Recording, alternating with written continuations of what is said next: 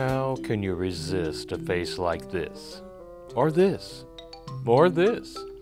Sadly, there are those who can, or more to the point, who can't, but then for whatever reason, abandon the dog.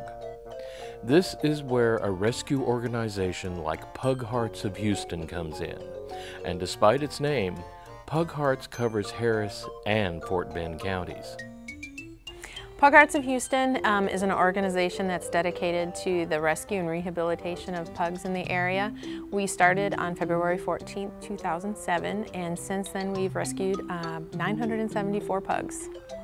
And we typically have a waiting list in addition to that for about 10 to 15 pugs. More breed-specific rescues are becoming common all over the country, but for pugs specifically, it's because they're so popular in the media.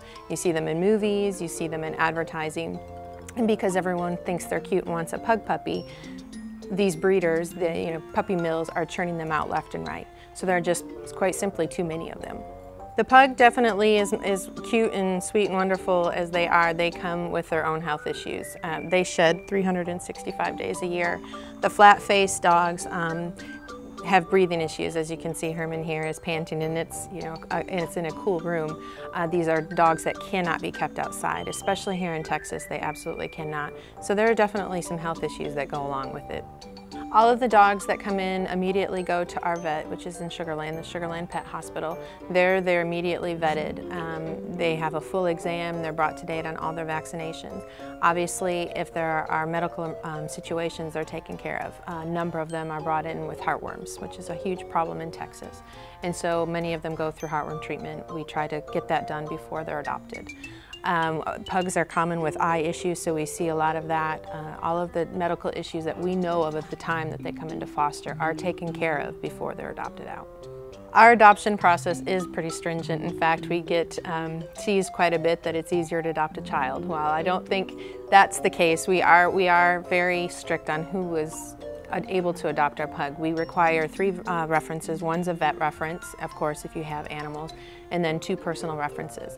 And then in addition to that, we do home visits. So we see the homes of every adoptive family.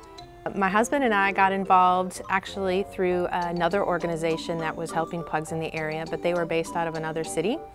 And so there we met our director, Cindy Rothermel, our now director, and we just thought that Houston was a large enough city that we decided to start our own. And so that's been 5 years ago now that we've been fostering for Pug Hearts. I think Pug Hearts prides itself on the fact that we take in any dog in any condition.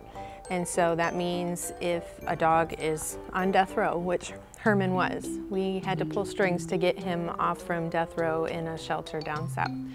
And so because of that, I think it's important that people understand that our medical bills are huge. And so we've rescued, again, 974 pugs, and we spend on average $150,000 to $160,000 a year in vet bills. We don't euthanize dogs because of lack of foster space or unadoptability. We don't deem dogs unadoptable. Herman, he's a little old man. He can't hear and he can't see, but he may not get adopted, but he's going to be cared and loved for in a foster home for the rest of his life if he's not. To find out more about Pug Hearts, including upcoming events and how you can help, go online to www.pughearts.com. For Animal Magnetism, this is Randall Williams.